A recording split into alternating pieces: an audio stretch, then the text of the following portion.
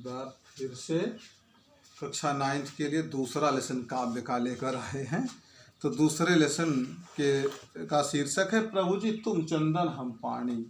शीर्षक बता रहा है कि हे प्रभु आप क्या हो, चंदन हो और हम पानी के सरीखे। सूखा चंदन घिसने पे रंग नहीं लाता, उसमें पानी डाल के घिसते हैं तो रंग आ जाता है, इसलिए तुम सूखे चंदन हो तो हम उसमें पानी का काम करते हैं।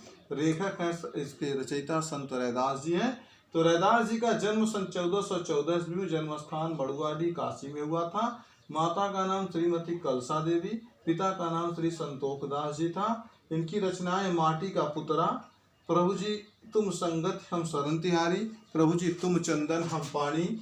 भाषा शैली सरल ब्रज भाषा खड़ी बोली है। निधन इनका सन 1540 ईस्वी काशी में हुआ था। ईश्वर के परम भक्त और परोपकारी संत के रूप में ये विख्यात है। इनके भी गुरु रामानंद जी ही हैं। इनके गुरु स्वामी रामानंद को ही इन्होंने अपना गुरु स्वीकार किया था, रैदास और मीराबाई दोनों लोगों ने। और इनकी रचनाओं में रामानंद के काशी के प्रतिष्ठित संस्कृत के विद्वान थे। इनके शिष्य थे काशी, कबीर, रैदास, भावानंद, अंतरतानंद जी महाराज और पीपा, नरहरि, धान्या, सुर आदि। ऐसे 10-11 लोग जो थे ये संत प्रवृत्ति के, संत काव्यधारा के कवि थे।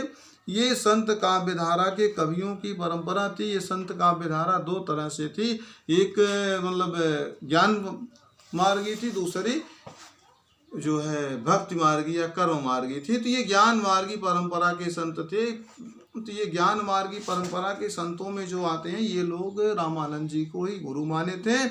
और इनकी भाषा रचनाएं भी इसी तरह की हैं जैसे आपको बताया। तो ये एक बार की एक घटना है कि ये रैदास जी मतलब वो जूता चप्पल सिलने का काम करते थे। तो ही माघ में अमावस्या का मेला आया। लोगों ने कहा कि संत जी आप भी चलेंगे गंगा स्नान को। तो संत जी ने सीधे से कह दिया कि मैं गंगा स्नान को नहीं जाऊंगा, क्योंकि अगर मन मेरा चंगा है तो इस कठवत काट के बने हुए इस तसले के अंदर, इस बर्तन के अंदर ही गंगा का निवास है। इनकी एक किंवदंती या दंत कथा मिलती है कि एक बार वहाँ वही पूछ करके कुछ महिलाओं के साथ गांव के ही कुछ लोग गए गंगा स्नान के लिए। वहाँ किसी महिला का कंगन जो था वो नदी में गिर गया और बड़ा ढूंढने के बाद भी वहाँ मिला नहीं। वह रोती बिलखती हुई जब यहाँ आई, यह घटना रैदास को पता चली। तो रैदास उस समय अपने कामों में तल्लीन थे और जैसे उस महिला को रोता हुआ देखे तो बस अपने हाथ को उस कठौते के अंदर डाले, उसमें से उसका कंगन निकाल कर दे दिए। लोगों को बड़ा आश्चर्य हुआ कि यह कंगन तो वहाँ गंगा नदी में गिरा था और यहाँ कैसे आ गया। तो इस बात को उन्होंने कहा कि अगर जब मन चंगा तो कठौती में गंगा। अगर मन चंगा है, मन स्वच्छ है तो निश्चित रूप से इस लकड़ी के बने पात्र में भी या अपने कर्म में ही गंगा का या ईश्वर का निवास होता है।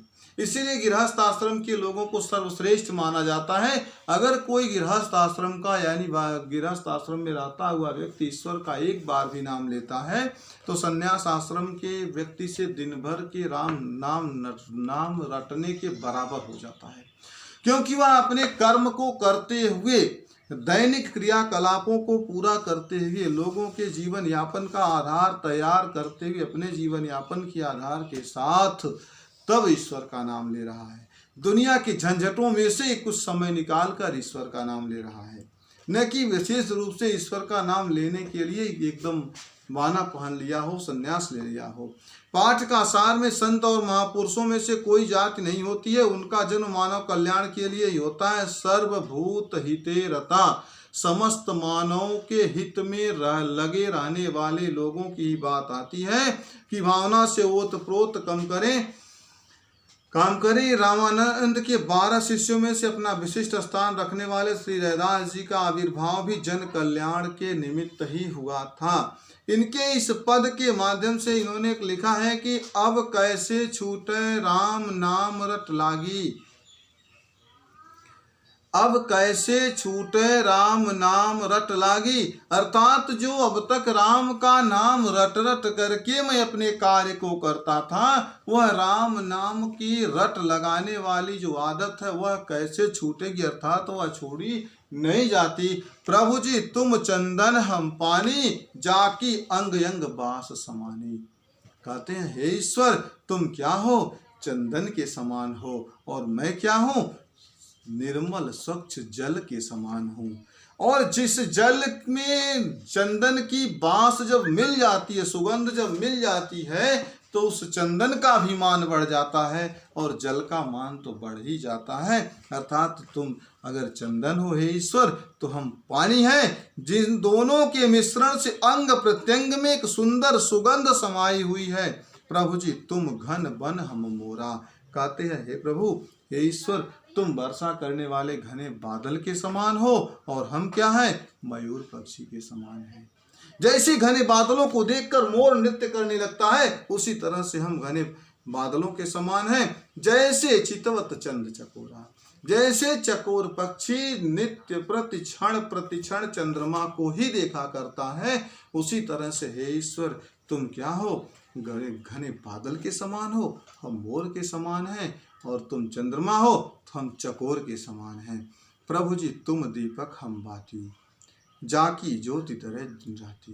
कहते हे ईश्वर तुम दीपक के समान हो, तो मैं उस दीपक में जलने वाली बत्ती के समान हूँ। जिस बत्ती के जलने से रात दिन प्रकाश छा जाता है, रात दिन प्रकाश हुआ करता है, उसी दीपक के रूप में आप हो। प्रभु जी तुम मोती हम धागा। हे प्रभु तुम मोती के समान हो। कैसे हो, मोती के समान हो, और हम कैसे हैं, धागे के रूप में हैं। जैसे सोने मिलत सुहागा, जैसे सोने में सुहागा मिल जाता हो। सोने का रंग निखारने के लिए जैसे सुहागे को लगाकर उसको साफ किया जाता है, उसका रंग निखर जाता है, उसी तरह से है प्रभु अगर हम मोतियों के रंग को निखारना है तो उसमें धागा का काम कौन करता है, आप ही करते हो। प्रभुति तुम स्वामी हम दासा, ऐसी भक्ति करे रहे दासा।